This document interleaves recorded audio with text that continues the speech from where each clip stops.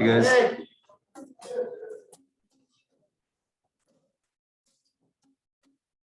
Today. It's good. It's good. Just a regular Wednesday. It's good.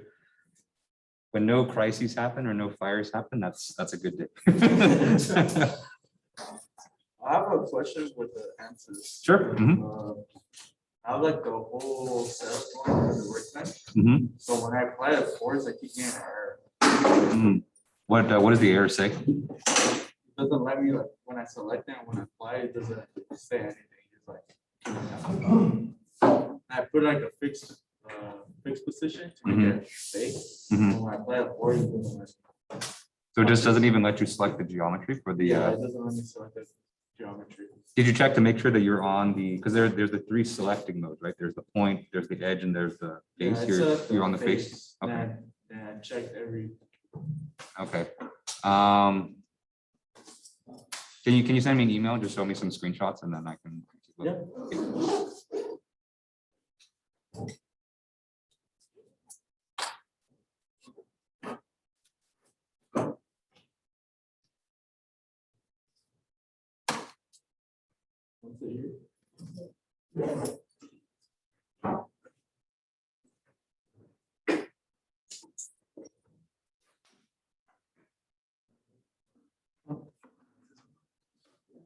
I'm seeing a scenario on the board.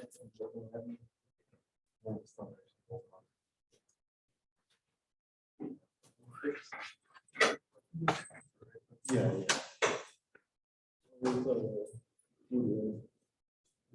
So deep.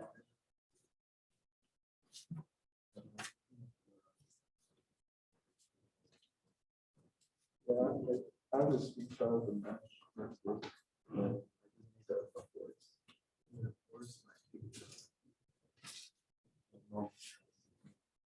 Yeah, the thing is like for some reason,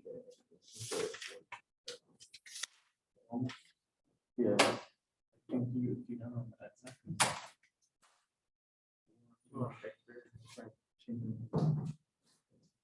Depending on the, oh, like a plan. Yeah. Oh, yeah.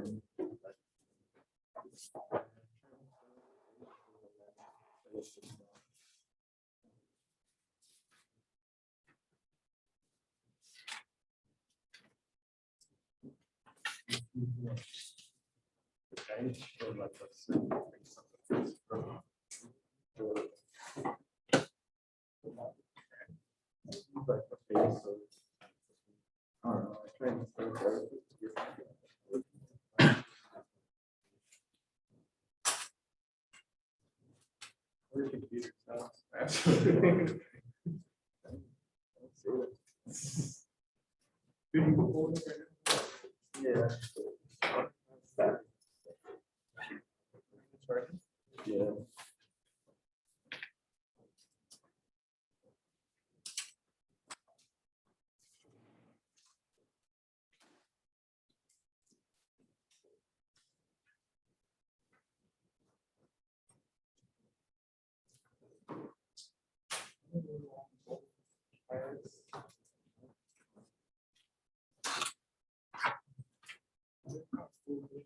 It seems kind of like shit. But they're the percentage charge I can see to it. Oh, bro. It's like small.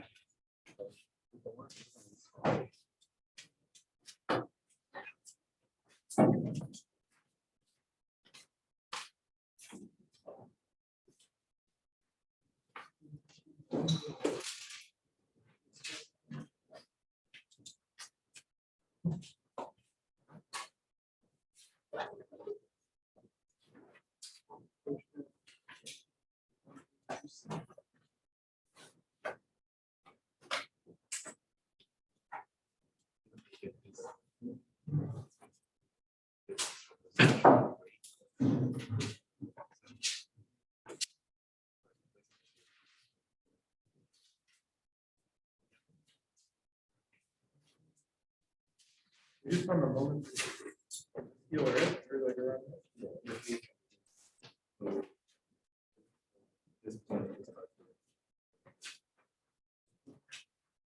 did elbow a while.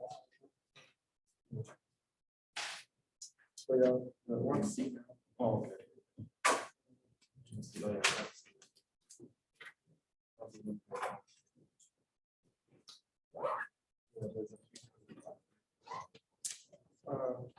you have to take them.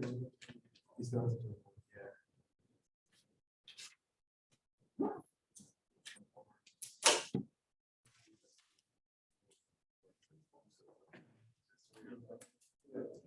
Yes, these answers. So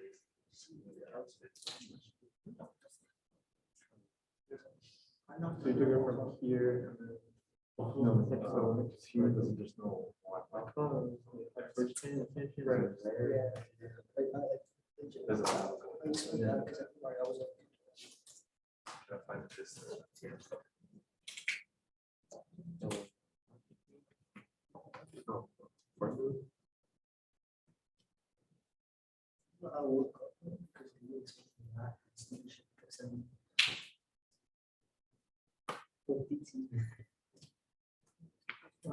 was trying to there's these things. It's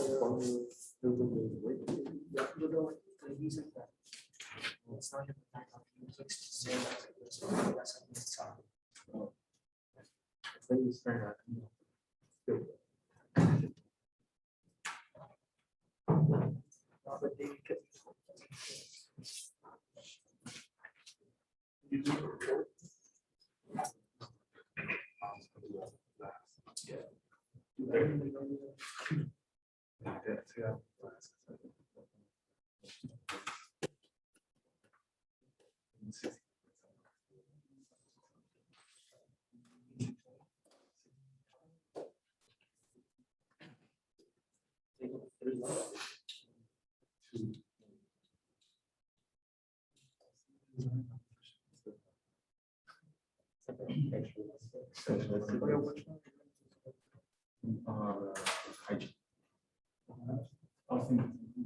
Wait. All right, guys, it's 4 o'clock, so let's go ahead and get started. All right, good afternoon, everyone. How's everyone doing today? Good. You got more people in here today? Yeah, for those of you who were on Zoom last time, last on Monday, there were like 3 people in here, so it was a little bit lonely, but I'm glad, more of you guys are here today. So, it's always nice when more people show up. But, of course, it's the reason I'm doing this on Zoom is so that, we can be flexible with this. So, it's just something I noticed on Monday, but, it's not that big a deal otherwise. Okay, and so the plan for today is we're going to finish up our lecture notes on bone biomechanics, and so we just have a little bit more to go on that, and then we're going to start talking about muscles. Okay. All right, so a couple announcements before we begin, and so we're very quickly approaching the end of week 4 of the semester, so that means midterms are going to come up soon. And so for this class, our midterm is going to be the Wednesday of week 6, and so that's 2 weeks from now. Okay, and so we have the material next week. And then the next week will be the midterm after that. And so I haven't written it yet, and I hadn't really thought about it before today too. And so right now my plan is to give you guys one more homework assignment where I can ask you some more questions on bones and muscles, and then that'll be it for the midterm. Okay. And so in terms of the content, if you're kind of following along with the lecture notes, the last set of lecture notes that I plan to have on midterm is the muscle biomechanics. Okay?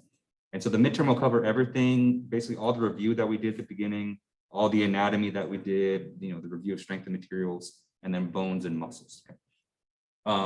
Usually I usually really don't like to cover content all the way up until the midterm. And so I'd like to give you at least a week of, there's no more new content that's going to be on the exam. And so I'm hoping that we can finish muscles by Monday. And then, that'll be it for fitness. Okay. And so, you can expect another homework soon. And so I'm going to try to get that written up before Friday, and so that you can start working on it over the weekend. And then it will be due the Monday before the midterm. Okay. One thing I just noticed this morning too is that I've been really slow in uploading solutions.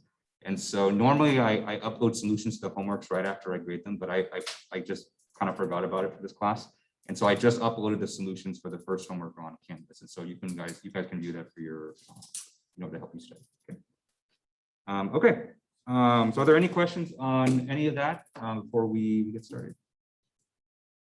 Yep. You say the midterm will be more heavy on like conceptual stuff that Yeah, it's going to be really heavy on the conceptual. I would say, you know, you can probably expect maybe 80% of the exam is going to be conceptual questions. And that's just based on the nature of the content we've gone over so far, but we've barely done any calculations. And so most of the stuff is just building kind of the conceptual base for, you know, for biomechanics. Yeah. Question. I'm not sure the exact date, but it's going to be Wednesday of week 6, so 2 weeks from now. And so if today is the 15th, yes, it's going to be September 29th. Yeah. Oh, the midterm is going to be in person. And so, you know, everyone needs to be here on that day. So technically, you know, this is an in-person class, you know, and I'm actually not supposed to be doing the Zoom thing according to the provost, but, and so, you know, please make sure to come here on 2 weeks from now on Wednesday. Okay? Yeah, and so we'll talk more specifics about the exam, about like study guides, cheat sheets, and review sessions probably next week, once I kind of get that all more planned. Yeah. All right, any other questions on any of that? Okay, all right, so let's go ahead and pick up where we left off. Okay. And so on Monday, we had just finished talking about you know, how bones respond to stress, right? So we talked about how, you know, the cells inside your bones can sense the stresses that you place on them, right? So when you just go about your day normally, you're walking, putting weight on your bones, or you're working out, you know, your bones sense that stress and they get stronger. Okay? But on the flip side, you know, if you don't actually stress your bones, or you don't exercise, you don't put them through enough stress, they can actually degenerate, right? And so that phenomenon that we talked about right at the end was called bone atrophy.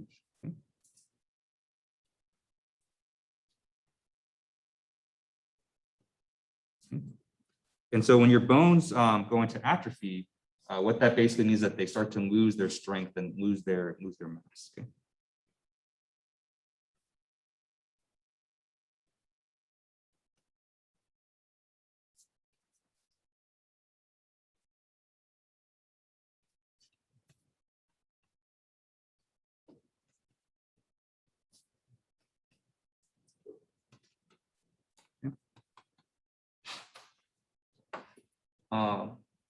Atrophy is actually a general term that's used kind of all throughout biomechanics. And so here we're using it to describe bone degeneration, but you can also use it to describe, you know, any kind of loss of mass within your body. And so I think the other most common application for this is for your muscles, right?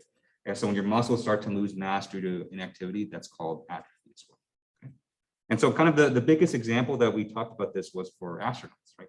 And so for astronauts that go to space, you know, they don't have the weight of gravity on them anymore.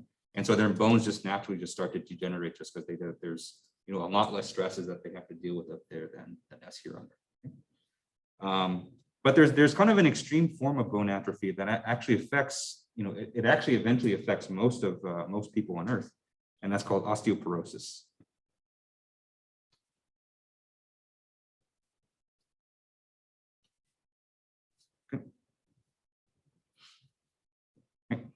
And so osteoporosis is a specific, you know, it's a disorder that's characterized by a significant decrease in bone mass and strength with, you know, a corresponding fracture usually.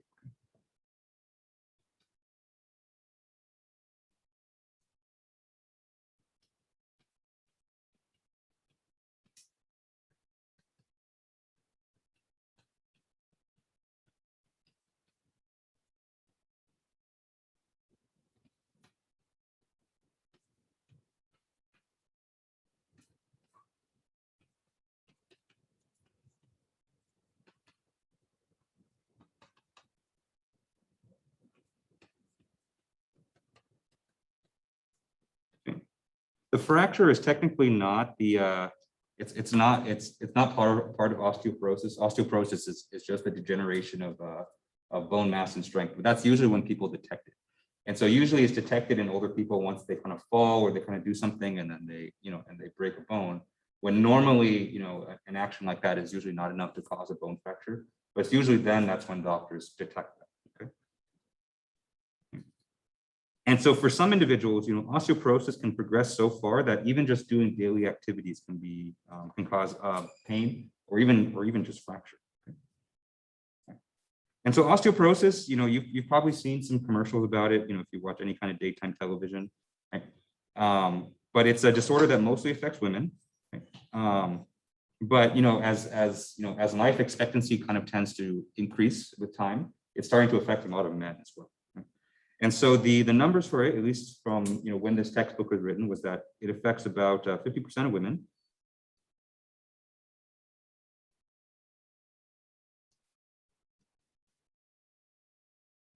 And about a third of men, so about 33%.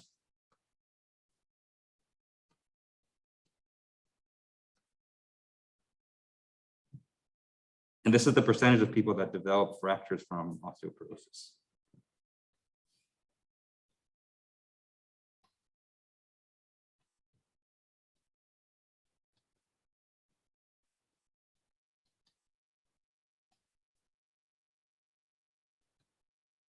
Okay.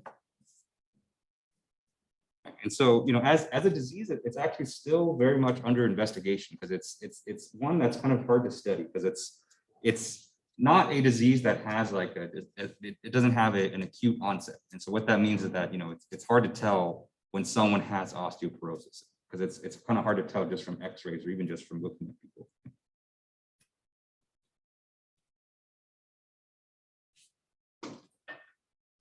Like most of the time when it's detected, it's already kind of too late and it's kind of already eaten away at all the bones. Okay.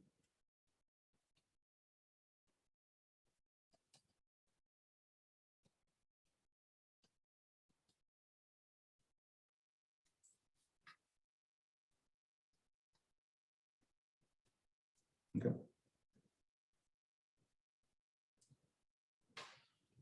But what scientists have hypothesized is that osteoporosis is, even though it's a disorder that affects a lot of people, it mostly results it's mostly the kind of the culmination of a lifetime of bad habits. And so if you spend a lot of your youth, not exercising or not really taking care of your body, then osteoporosis is kind of the eventual result that you can look forward to when you're older.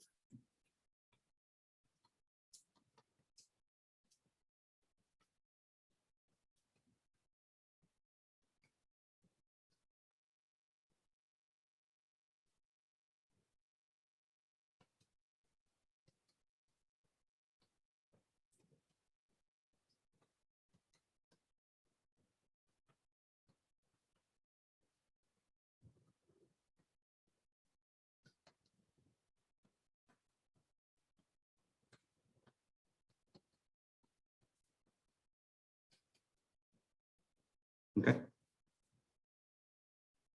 And so the best way to prevent osteoporosis is actually now. And so, I think everyone in this room is of the right age where you can do steps now to prevent you from having osteoporosis 30, 40 years in the future. And so the best way to prevent this is to engage in an active lifestyle while your body is still able to.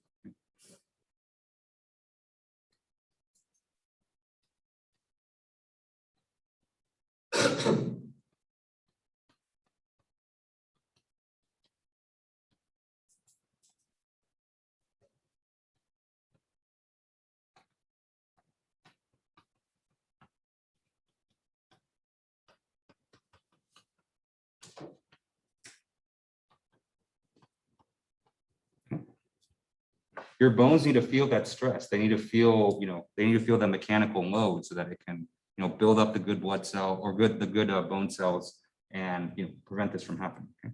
Because one other hypothesis out there is that, the reason it affects men a lot less than women is that, for men, they reach a peak bone mass kind of a little bit later on in their life. And so generally for men, they still kind of develop their bones and still kind of have more peak bone growth up until like their mid-20s usually.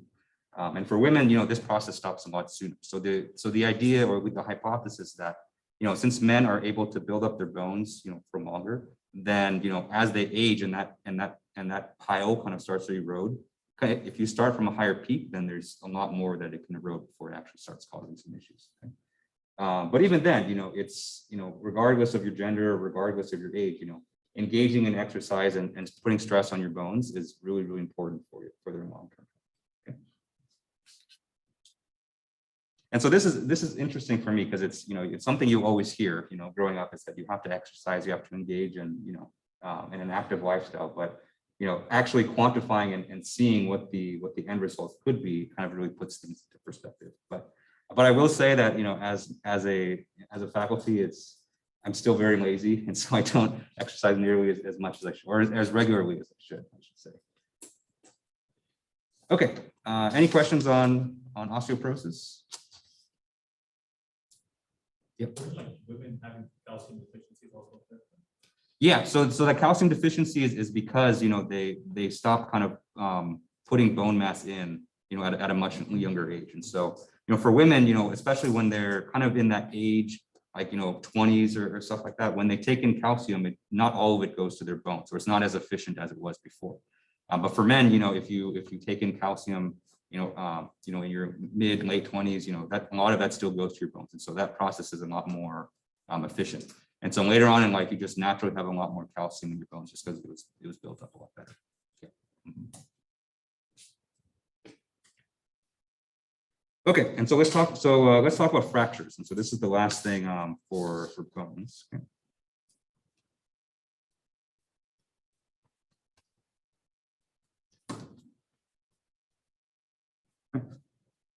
And so a fracture is kind of a very loose term, but a fracture is defined as just any disruption in the continuity of the bone.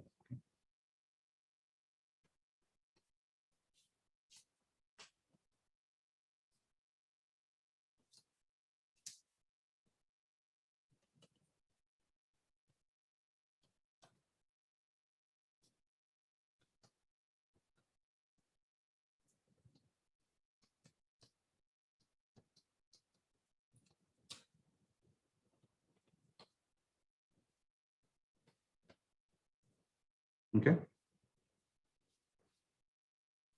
And so, there's, I think, at least, for me, conversationally, I differentiate between a fracture versus a broken bone. And so broken bone would be something that's, complete break, but a fracture may be something that's less than that. But medically, fracture is a term that covers all of these different things. Okay? And the way that you kind of differentiate that is that there's different kinds of fractures. Okay? And so I have 6 here that's at least defined in the textbook.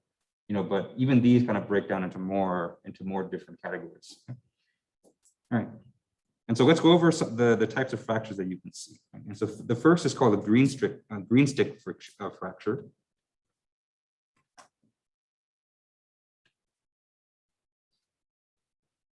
Okay. And so visually it looks something like this. And so if you have a long bone, okay, it almost looks like something took a bite out of your bone, like that.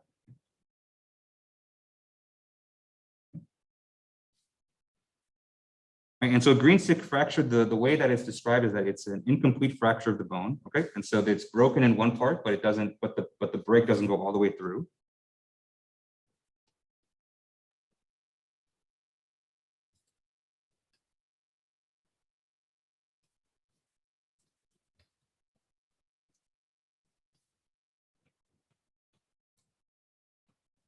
Okay.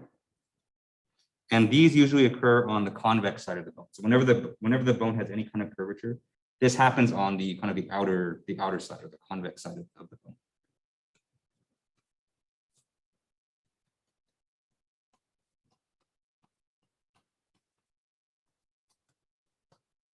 Okay. All right. So the next one that we have is called a fissured fracture.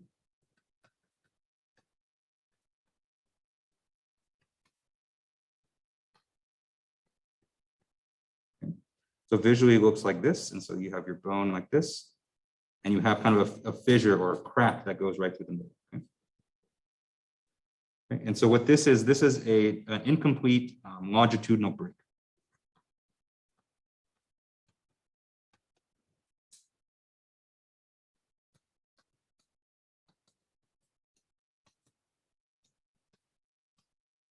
Okay. And so the fissure kind of runs down the length of the bone. And so, the key here is the word longitudinal, which says that, the break goes down the length of the bone.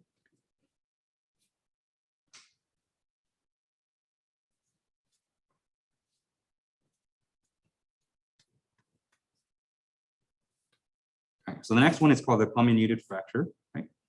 And so these fractures are it shows a complete breakage with lots of bone fragments. Okay, so this is a pretty catastrophic one.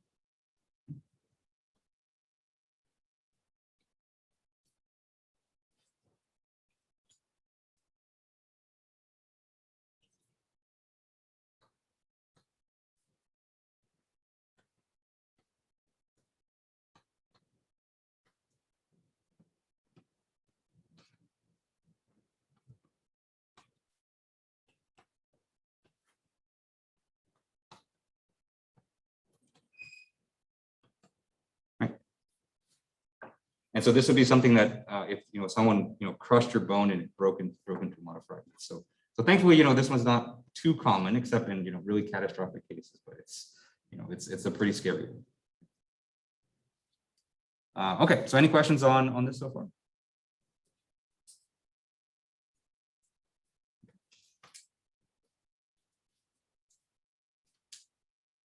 All right, so there's 3 more. Okay, so we have next one's a transverse fracture.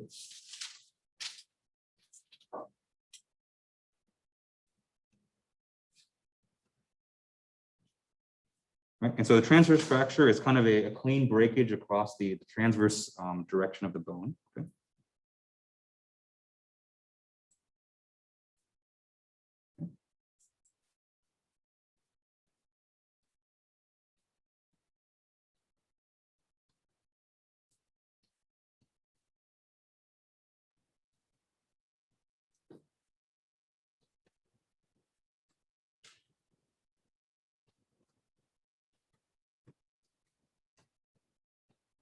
Okay.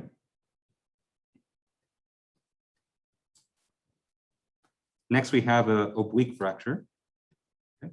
And so an oblique fracture is a complete breakage, but the angle is kind of tilted a little bit. Okay.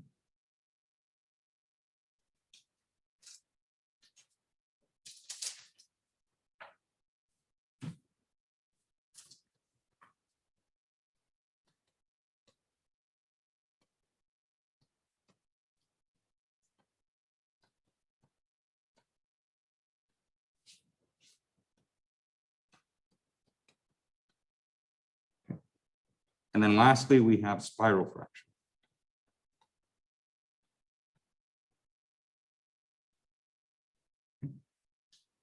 And so this is the type of fracture that you can get if you kind of twist the bone in shear. And so if you apply a strong torsion or strong torque, this is what can occur. Right?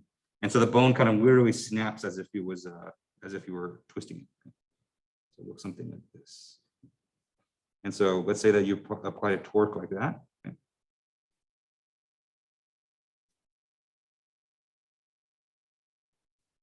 And opposing torque maybe that way.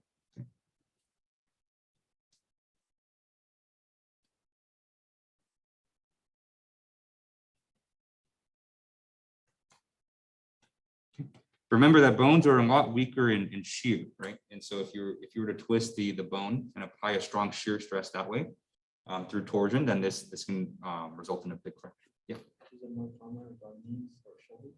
Are we saying? Is it more common on knees? So for knees and shoulders, a lot of that twisting occurs at the joint, and so the joint is kind of already designed for that. This is something that's really unnatural, and so like you'd have to kind of grab the limb right in the middle and kind of twist it like right here. So usually there's some kind of like heavy machinery or something involved that you got your arm stuck in something and it kind of twisted that way. Yeah. It's scary. It's not pretty. Yeah. All right, and so these are oh yeah, yeesh. That's yeah, it's scary. Well, glad you're doing better now. I think that's good. Okay, so I would say these are the 6 categories of I would say trauma-based fractures, and so any kind of any kind of fracture that results from either an external blow or some strong external force that's being applied to your bone. So there's other kinds of injuries that you can do to your bone besides these. Ooh, meniscus injury. I actually tore my meniscus too when I was in high school. So now they kind of cut a piece out of it. So I don't have a big part of my meniscus too. But that's soft tissue. We'll get to that later. And so there's other ways that you can injure your bones besides these. I call these kind of trauma type of injuries. Okay? And so another way you can injure your bone is called an avulsion.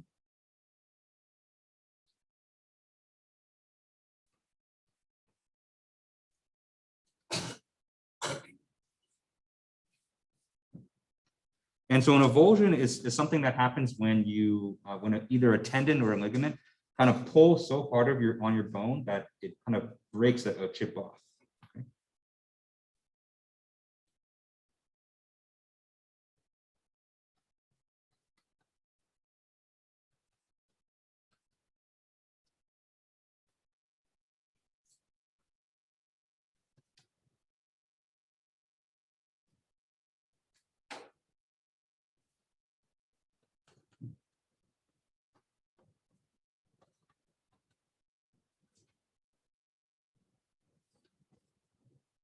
So it breaks a chip.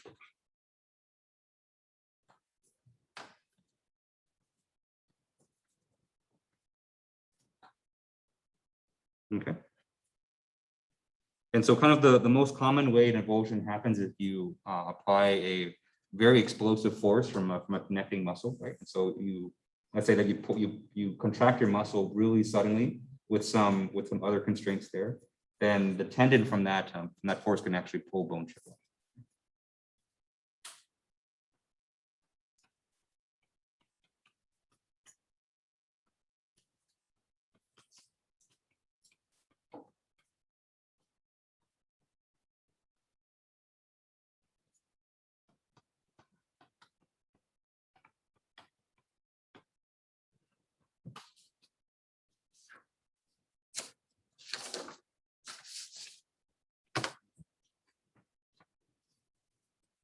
All right, any questions on these?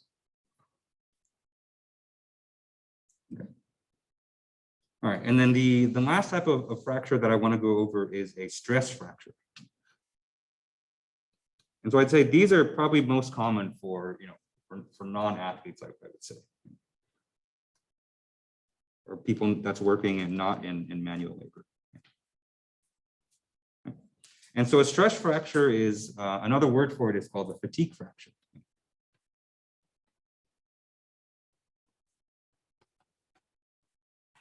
And I think this one's fairly easy for mechanical engineers to understand, because I think as as mechanical engineers, I think we're very familiar with the concept of fatigue, right? And so if you use a mechanical part for a really long time, and you load it kind of cyclically over and over again, eventually that part is gonna fail, right? Just from fatigue failure. Stress fractures are the exact same thing for bones, okay? And so stress fractures are basically any kind of break in the bone or any kind of fracture that results from a continuous, loading.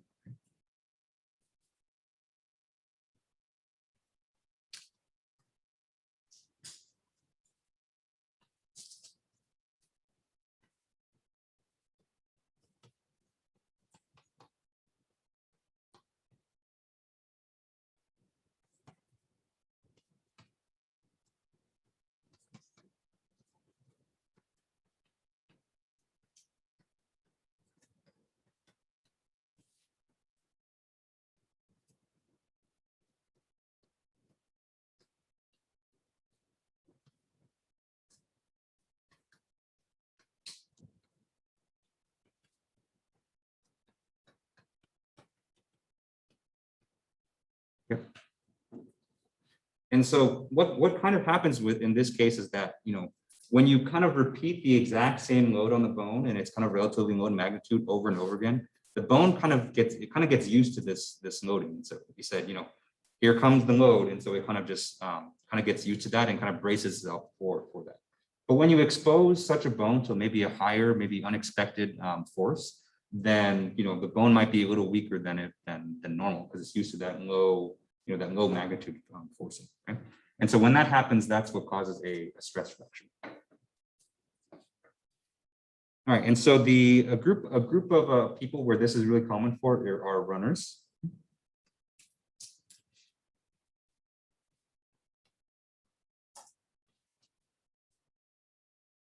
Okay, because with running, you're especially when you're jogging, you're applying a relatively low magnitude force on your leg bones, because you're kind of just jogging along, right? And so if you do this kind of every single day, but then suddenly you try to do a sprint, or you try to do like a high jump, you try to do that, pretty suddenly, then you're kind of put yourself at risk for a stress fracture. Okay.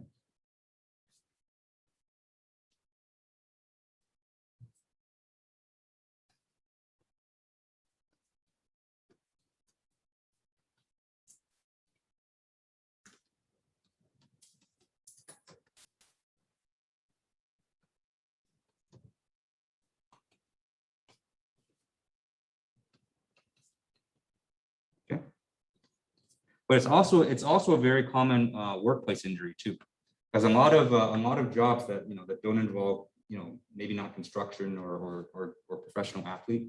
A lot of workplaces involve kind of relatively low intensity activities, right? And so even something as simple as just standing at your desk or typing at your computer, right? And so those are relatively low, they don't put a lot of stress on your bones. And so after you are exposed to that and you try to do something that's unnatural, then you kind of put yourself at risk for a stress fracture. Okay.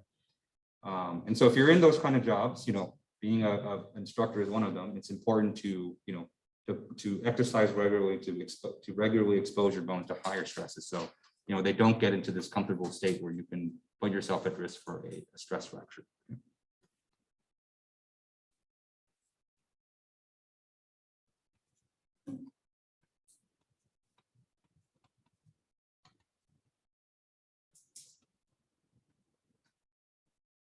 Okay.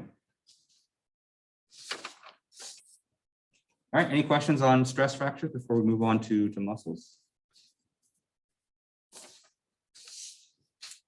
Okay. All right, and so that's everything with bone biomechanics. And so let's start talking about muscles.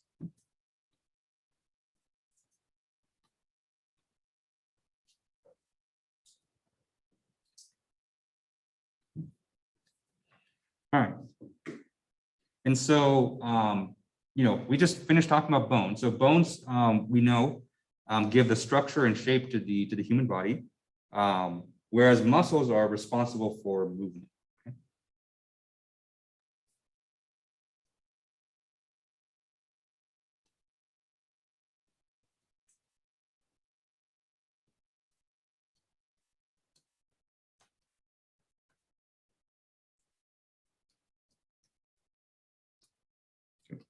I would say movement and balance. Okay.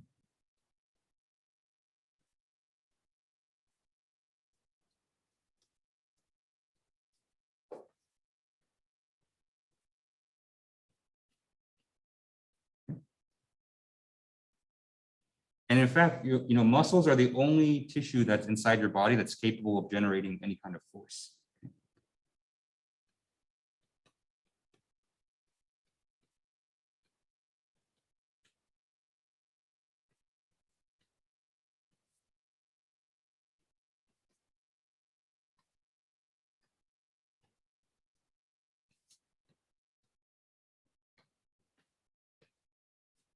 Okay. All right. And so, just like we talked about at the very beginning of the semester, technically there's three different kinds of muscles. In your body, we have skeletal muscles, we have smooth muscles, and cardiac muscles. Okay? But for this class, we're really only going to concern ourselves with skeletal muscles, right? Because smooth muscles, those are the muscles that line your internal organs, your blood vessels, and your cardiac muscles are the ones that power your heart. Those are really important, but they're not really used for human movement. And for this class, we want to focus on just biomechanics of human movement. Okay? And so we're just going to focus on skeletal muscles.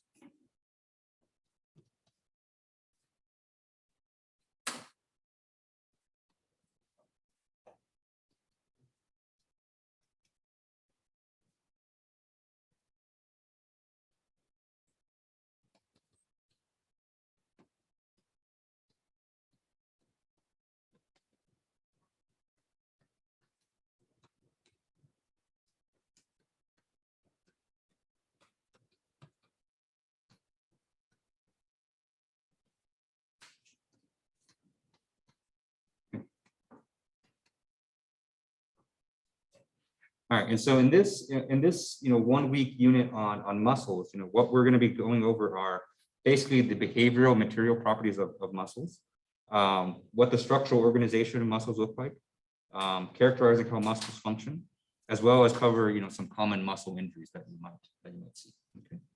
All right, so let's start with the behavioral properties of muscles and tendons.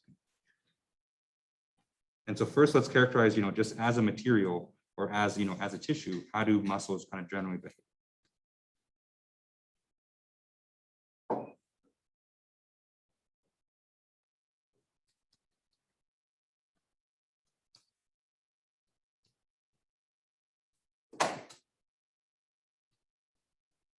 And I'll group tendons in here too, because tendons kind of go hand in hand with muscles, because tendons are those are the tissues that attach the muscles to the bones. All right. And so first, let me start off by saying that muscles and tendons, they're characterized as soft tissue.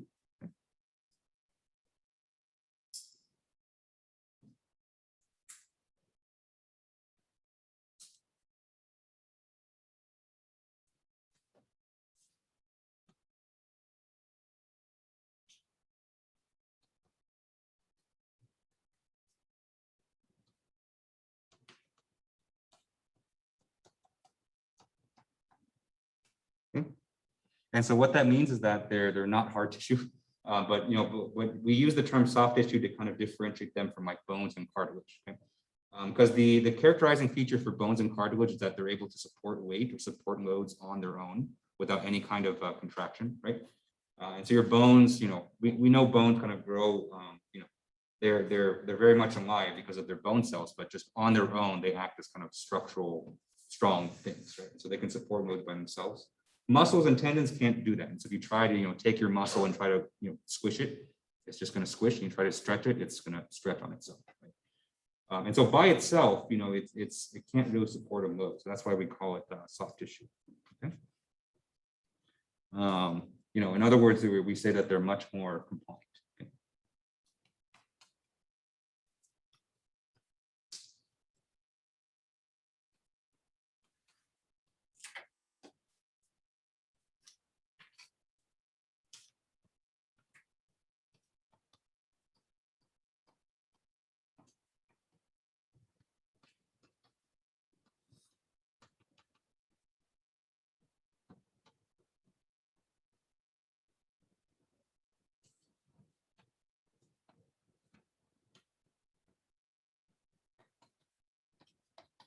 Okay. All right. And so, as soft tissues, I have four, I would say, defining characteristics for muscles that really define their behavior. Okay. And we'll start to go over those on the next page. But before we get there, are there any questions on this? Okay. All right, and so let's go over the four kind of defining characteristics or four behavioral properties for muscles.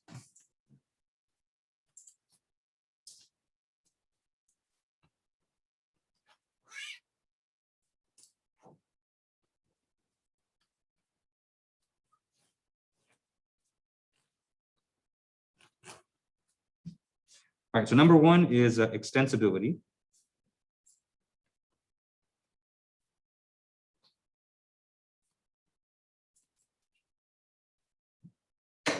And so extensibility refers to the ability to be stretched or to increase in length.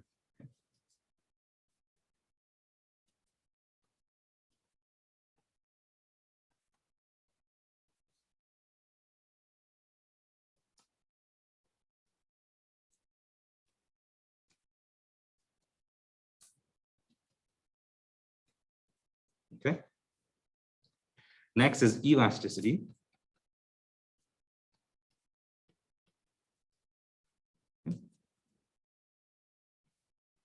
And so when you do stretch a muscle beyond its normal length, elasticity refers to the ability to return to its normal length after being stretched.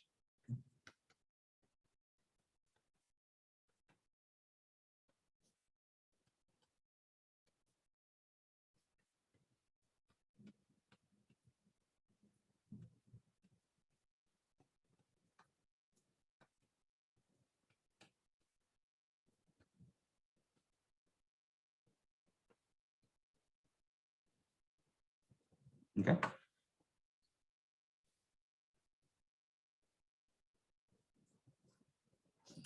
All right, so these two properties I group them together just because they kind of go together. Okay. And these properties are not just unique to muscles, right? And so if you remember a couple of weeks ago, we were going over strength of materials. These are properties that we expect out of any elastic material. Right?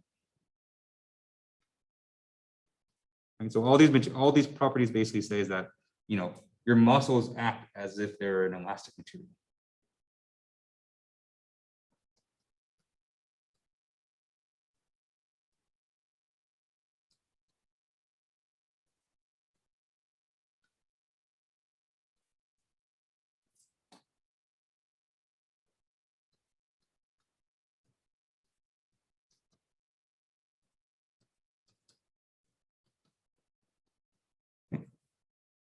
And so if you took like a rod of steel or a rod of aluminum, right?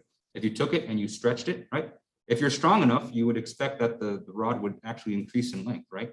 But then when you release the load, it should return to its original length, right? And so that's generally what we can expect from any material that has a normal kind of stress strain relationship. Okay. And so for muscles, that's the the same thing. Okay. And so just like any material, when a muscle is stretched, there are internal forces or internal stresses that kind of pull the muscle back to its original shape. Okay.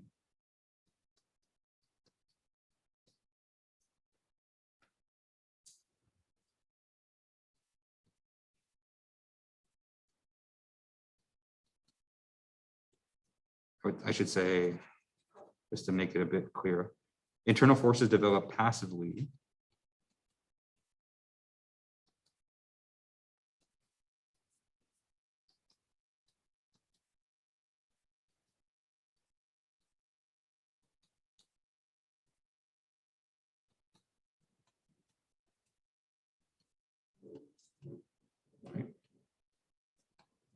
And so I made the distinction for passively here because this is different from muscle contraction, right? So when you contract your muscle, when you actually try to move it, then that's different than it kind of passively returning to its original length. Okay, and so there's kind of two components to a muscle being able to generate force, right? So there's the passive component, which you get just from it being an elastic solid. But there's some additional contraction that you can do based on the muscle structure to generate even more force. Okay? And these two components actually work together, okay, to kind of help you control your body. Right? And a lot of this is kind of subconscious, and so we'll do kind of a quick example later on, right? That kind of shows that your body kind of passively understands this this passive stretch here, even though you might not be thinking about or controlling it. Okay.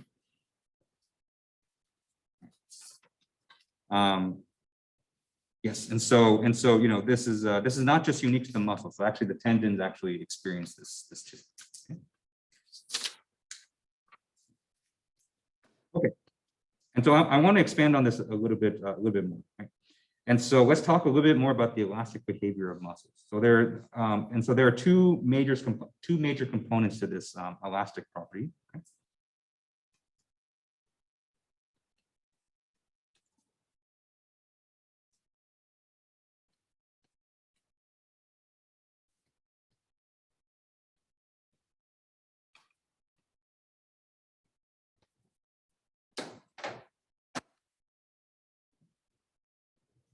And so first is the parallel elastic component.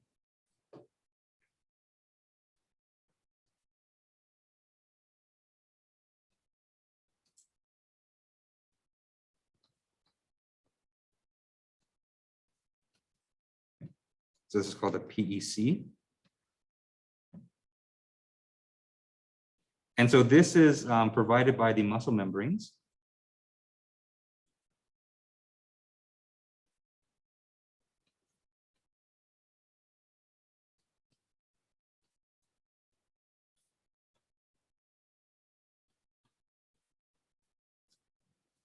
Okay.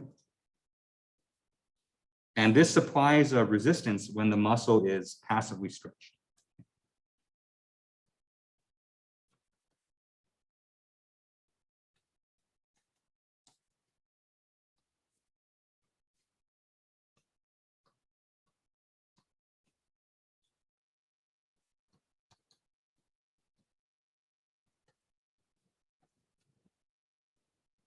Okay. It's kind of a little bit scuffed there. Put that down again.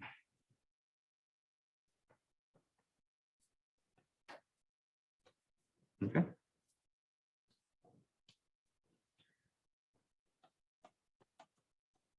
Right. So the parallel elastic component is basically, within the muscles themselves, the muscle membranes, they exhibit some elastic properties that try to return it to its original shape. Okay.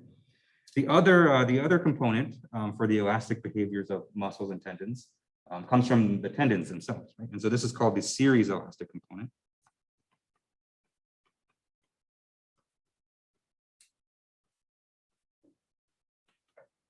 SEC.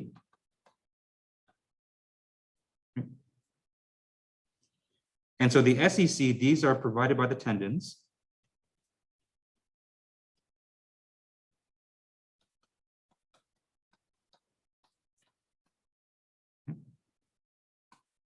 And how these work is that they almost act like a spring, right? And so when when this component is tensed, it stores kind of that elastic potential energy as kind of like spring energy.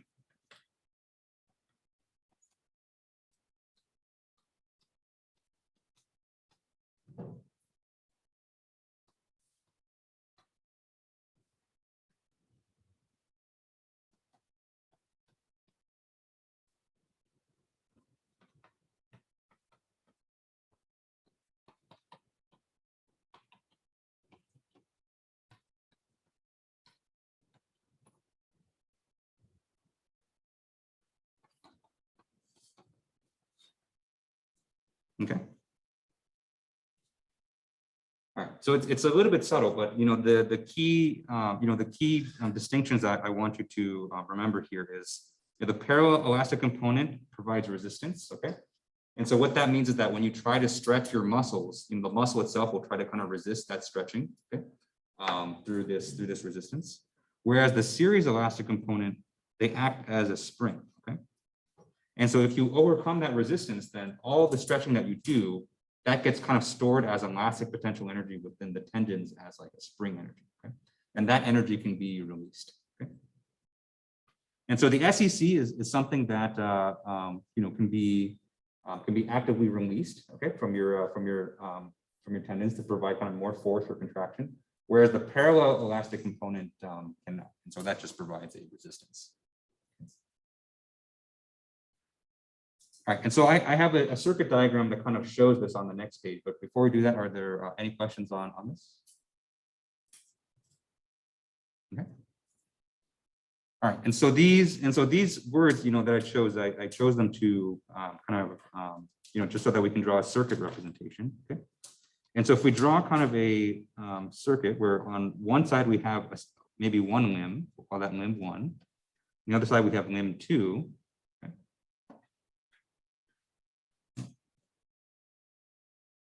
We can connect these with the circuit.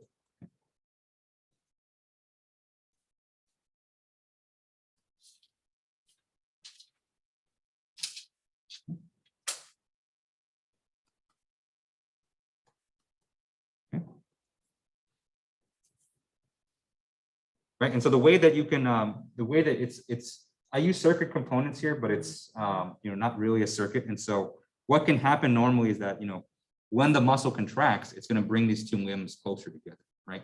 And so if you think of like your bicep muscle, right? And so when you contract your bicep muscle, it brings your lower arm and your upper arm closer together, okay? And so you can kind of almost think of this thing as when the whole thing contracts, it's going to bring these two closer together. All right, and so on the one side, you have the PEC there, right? And so the PEC is basically your resistive component. And so if you try to bring your limbs kind of further apart, like this, then the PEC is going to resist that motion because of the elastic behavior with the muscle. Okay. Whereas the SEC is going to store some of that energy. Okay. And so when you bring your limbs farther apart and you kind of stretch your tendons, that's going to store some of that, some of that energy within your, within your tendons. Okay. And then this other component here, which kind of looks like a dash pot, this is the contractile component. Okay. And so this is the actual component within your muscles that actually performs the contraction that brings it, that brings it in.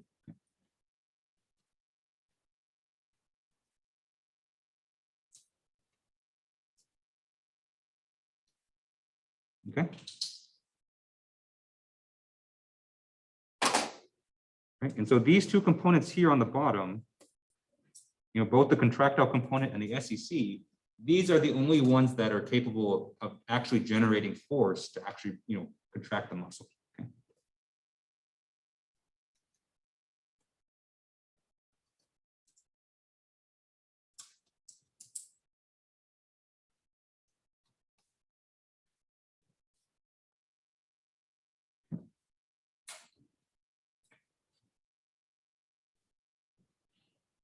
Right. And so what is this? And so what does this mean? Right. And so what is the what's the purpose of this diagram? Right? And so there's, there's the elastic parts of this diagram, which we kind of just talked about. When you kind of bring your limbs further apart, there's a part of it that's going to resist that. There's a part of your muscle that's going to resist that motion, and another part of your muscle that's going to store some of that energy. Okay, and so there's that component. But another takeaway from this diagram is that when you want to contract your muscle, or when you want to bring your limbs closer together, there are actually two things that contribute to it. Right? And so there's the actual active muscle contraction, but then you also have kind of that added potential energy from the spring. Okay. And so I say SEC.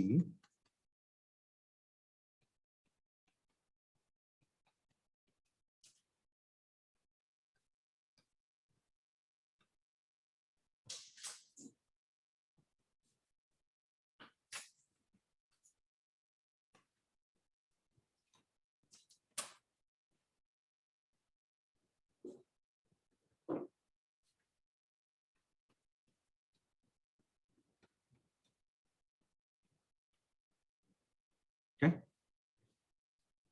And so basically what this means is that if you want to increase the force that you're gonna generate from your muscle, one way to increase the force that you generate is to actually stretch the muscle first before you contract, right?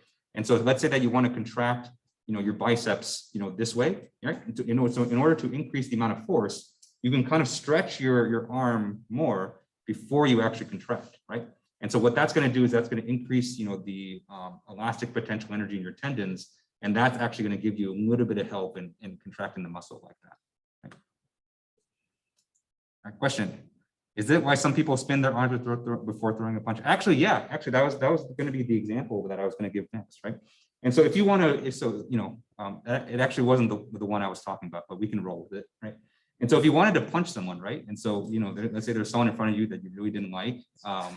You don't just kind of go from a standing like this and you just kind of punch them like that, right?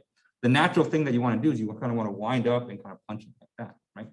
Because what you're doing from there is that as you're winding up, you're stretching the muscles in your chest and in your upper arm or in your shoulder, so that when you actually swing forward, that added elastic energy is going to help kind of propel your punch even more. Okay. So that wasn't the example I had planned, but it works. And so the example that I was going to show you actually is, let's say that someone asks you to jump as high as you can.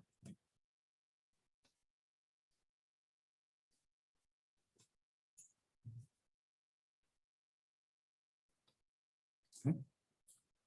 And so jumping, involves a lot of the muscles in your lower body, right? But kind of the two, I would say the two, the two most prominent muscles that contribute to your jumping are going to be your calves and your lower legs, and also your quadriceps. Okay.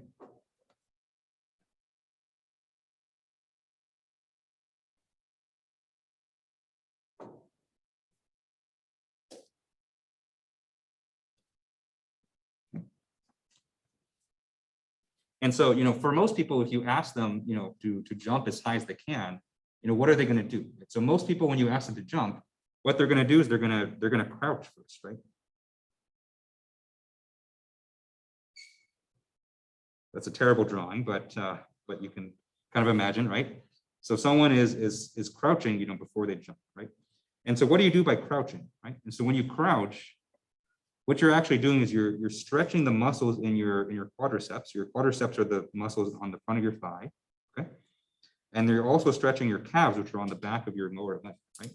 And so these guys are stretched.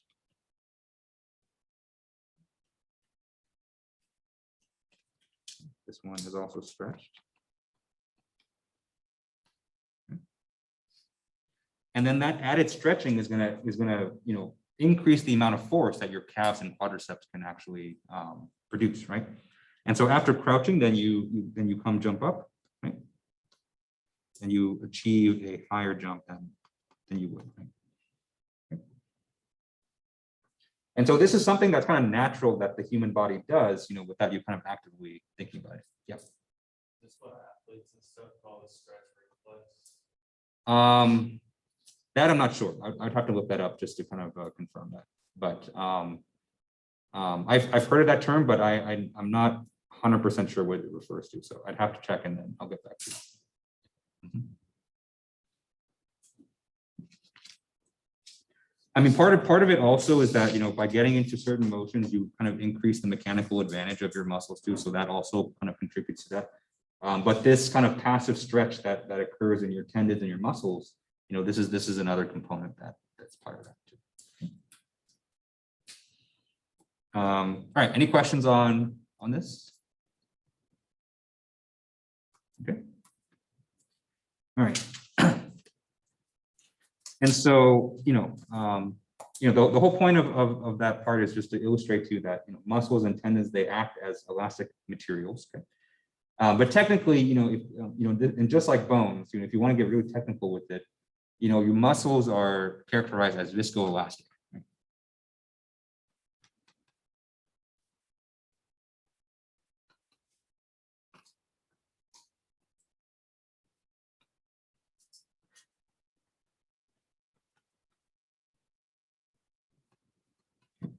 And all that means is that, even though we expect, right? So even though we expect, when we stretch these materials to have them come back to their original form, they don't do so instantaneously, right? And so if you try to stretch an iron bar and and say you're really, really strong, you could stretch it, and then you release it, you expect it to kind of snap back to its original form really, really quickly, right? And so there's no factor of time, right? But when you do this for muscles and for any soft tissue, you stretch it and you let it go, it's going to return back to its original form, but it's going to do so a little bit more slowly. And so there's kind of added aspect of time. Okay?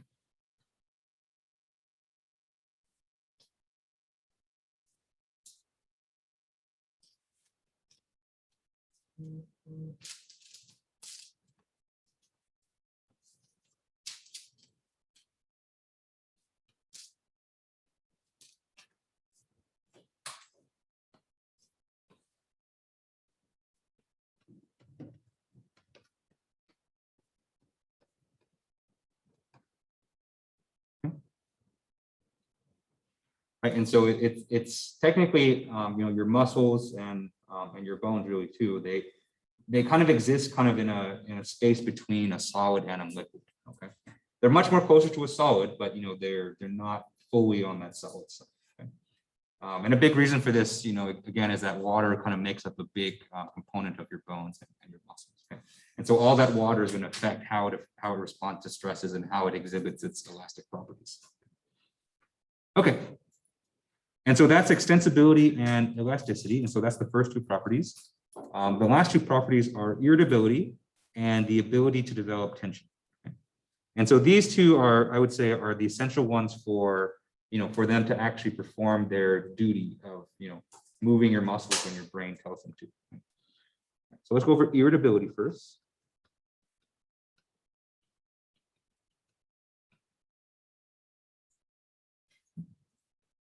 And so irritability responds corresponds to the ability to respond to stimulus.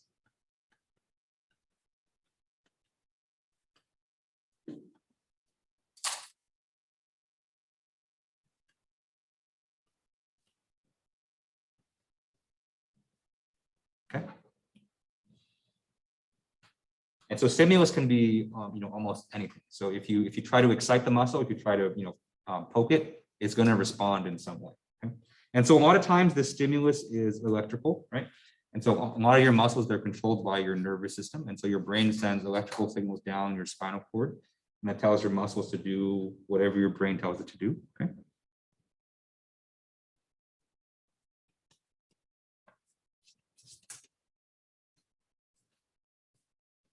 Okay. But it can also respond to mechanical stimulus and also chemical stimulus as well.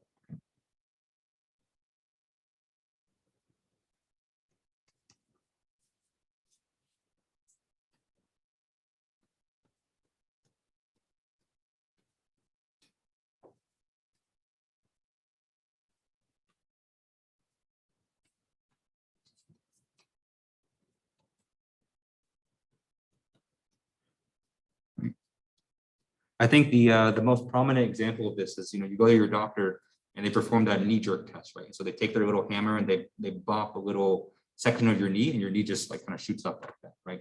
And so that's an example of your quadricep muscles kind of responding to an external mechanical stimulus.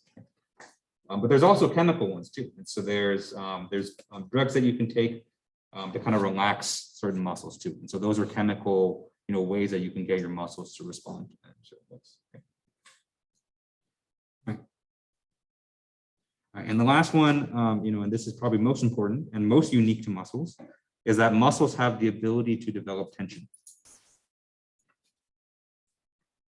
And so this refers to kind of the active component of muscles.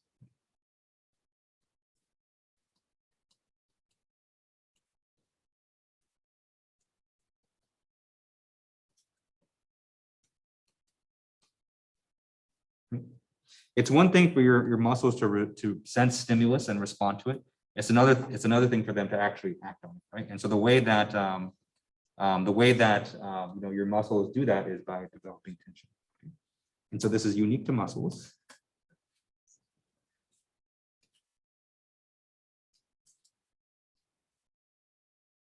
I don't know what that is, but I'm not going to ask. And so no other tissue in your body is able to generate tension, right? And so so that's what's unique to muscles. And so this is kind of more general than just the ability to contract, because it's possible for your muscles to develop tension but still stay the same length.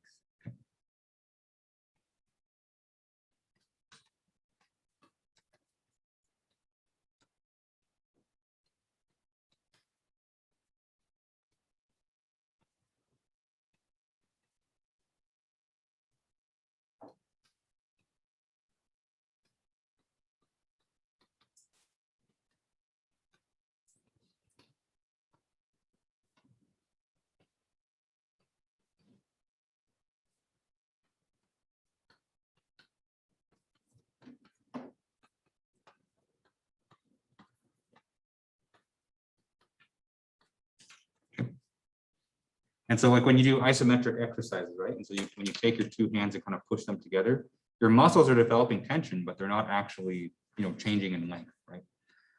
And so tension, a lot of times tension is accompanied by contraction, right? But it doesn't always have to be. Okay, any questions on these four properties of muscles? Okay. All right, so now let's talk about kind of more on the cellular side. So let's talk about the structural organization of a muscle.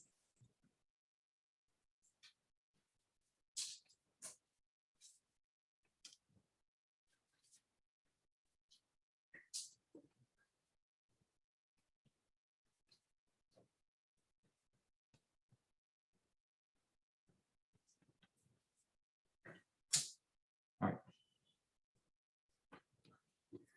And so first, a little bit of trivia. And so there are 434 muscles total in the body. Okay.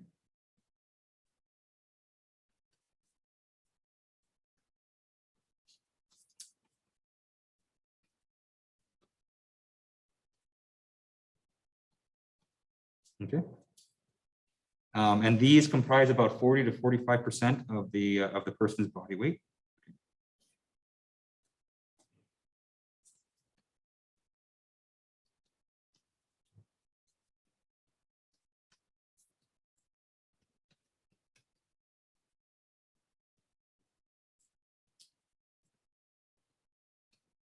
Okay. And most muscles kind of have a partner muscle on the left and right side. Okay. And so a lot of times, you have one muscle on one side of your body, and then you have the exact same one on the other.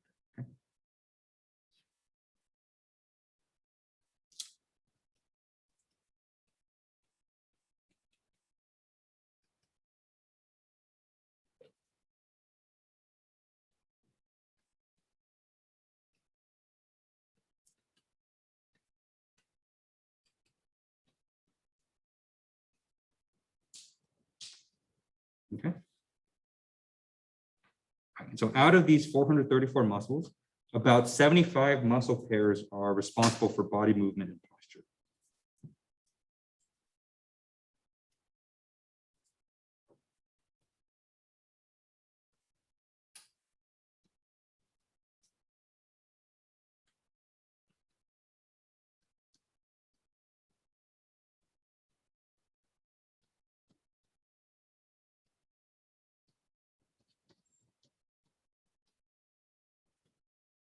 Okay. And so the rest of the muscles, the rest of the skeletal muscles in your body are for things like, controlling your eyes or for swallowing, right? And so, not something that you're that you actively use all the time, or at least not that you think about, but are used for, for a lot of other stuff. All right, and so let's start talking about muscle cells, okay? And so a muscle cell is often called a muscle fiber.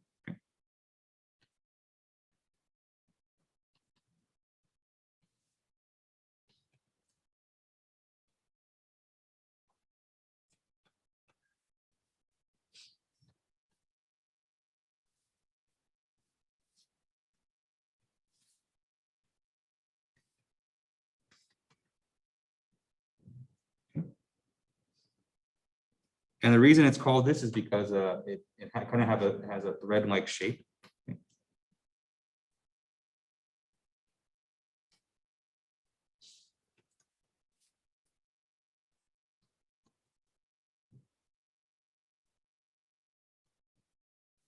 Okay.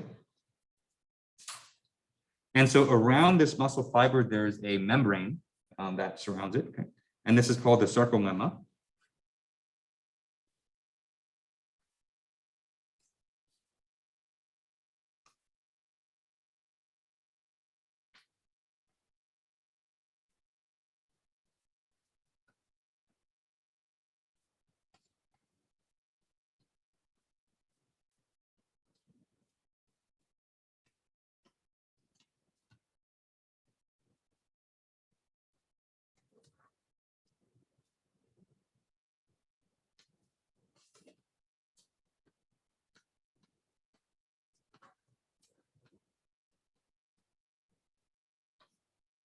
Okay.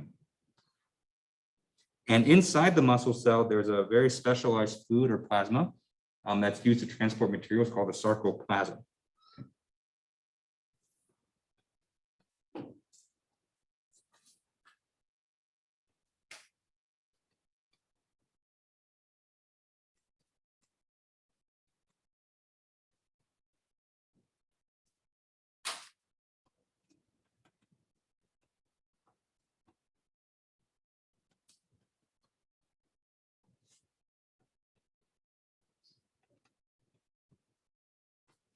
Okay.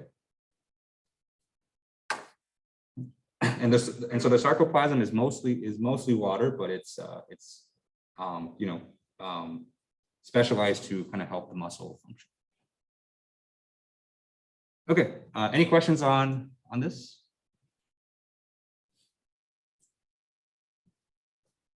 Okay. All right. And so now let's actually go inside the muscle fiber and talk about muscle filaments. Okay.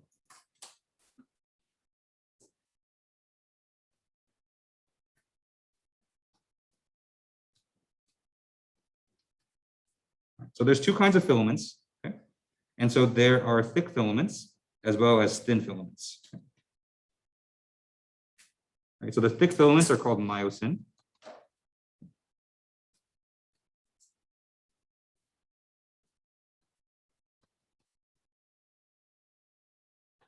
Okay. And so these are the units within the muscle cell that actually perform the pulling. So these are the things that produce tension and contract when possible. Okay.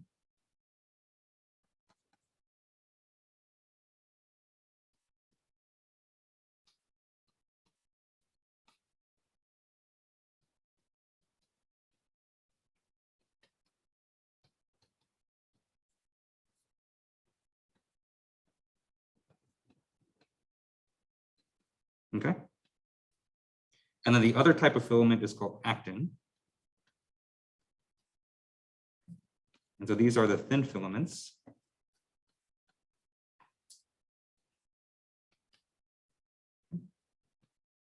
And so these attach to the myosin. And then these actually become, when the muscle contracts, these actually become, they are brought closer together.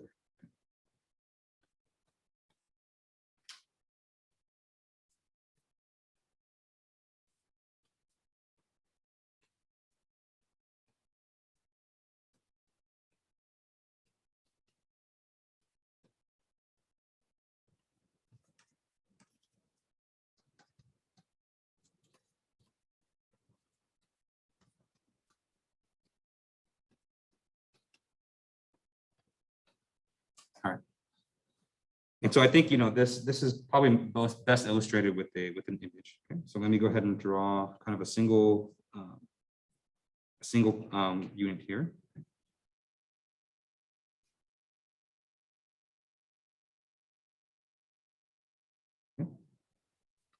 And so on the outside here, which I kind of drew as curly braces, these are the actin, and so these are the thin filaments.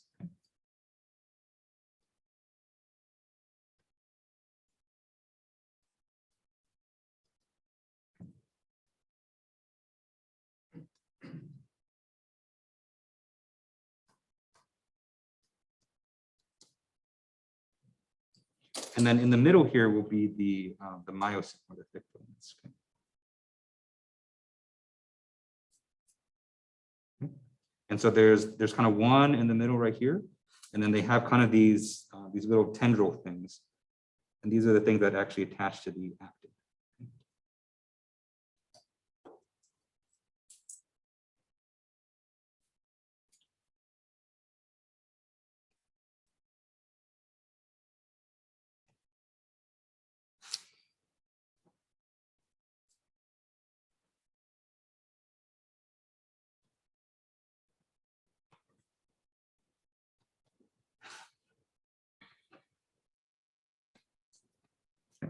So they almost look like leaves on a tree. Okay?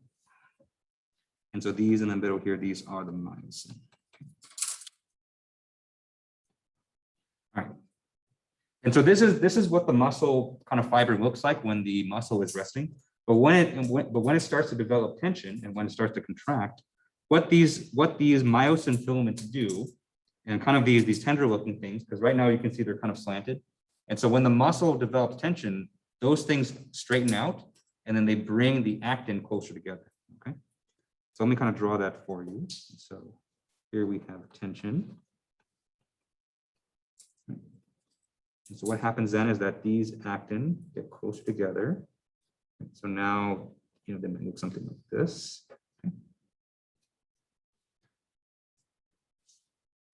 Oops, wrong blue.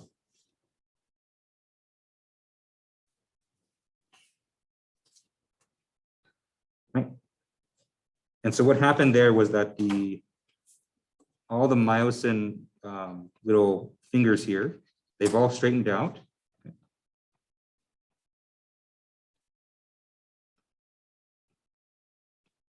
Okay. And then by straightening out, it brought the actin closer together.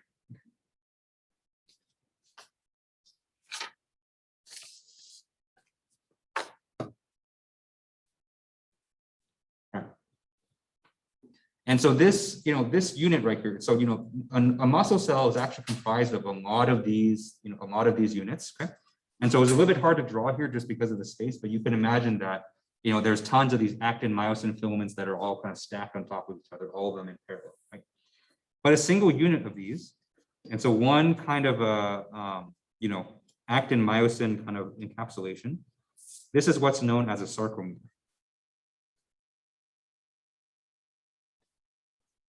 And so a sarcomere is kind of a single unit of actin and myosin filaments that can develop tension.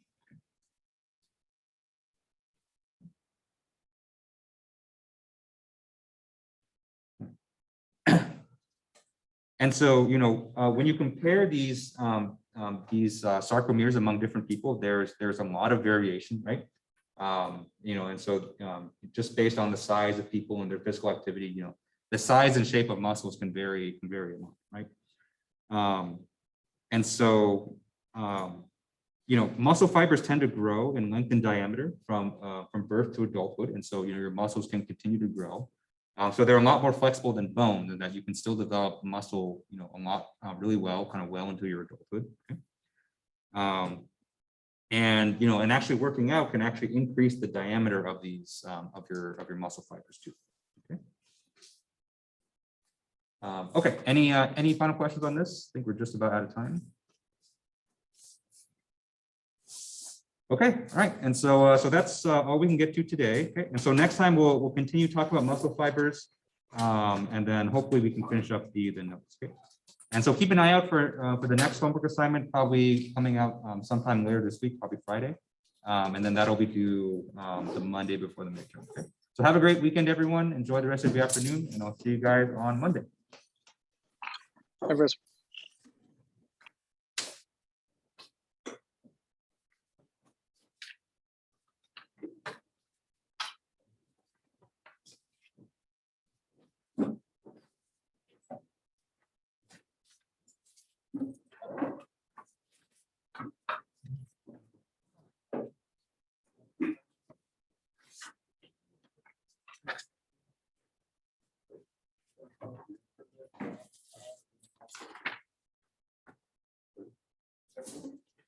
Oh, if you turn in your last homework in person, you know, and you want to pick it up, it's here. I'll put it over here on.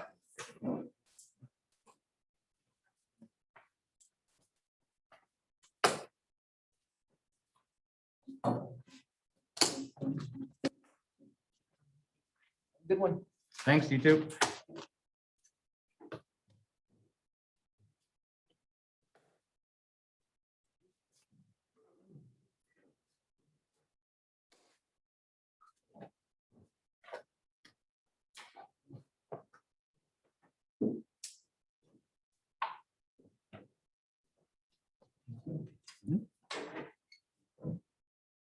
Sam, did you have any more questions before I sign off?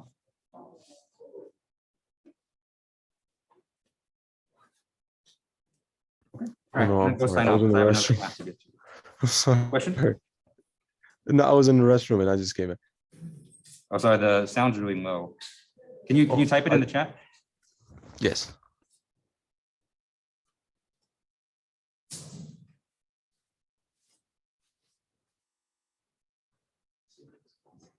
You guys.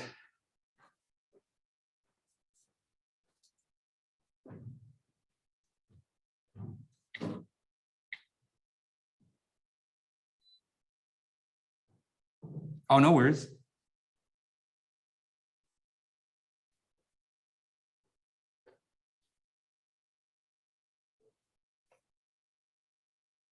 Yeah, I was just asking if there's any more questions before we sign off. Okay. All right, cool. I'll see you next week. Have a good weekend.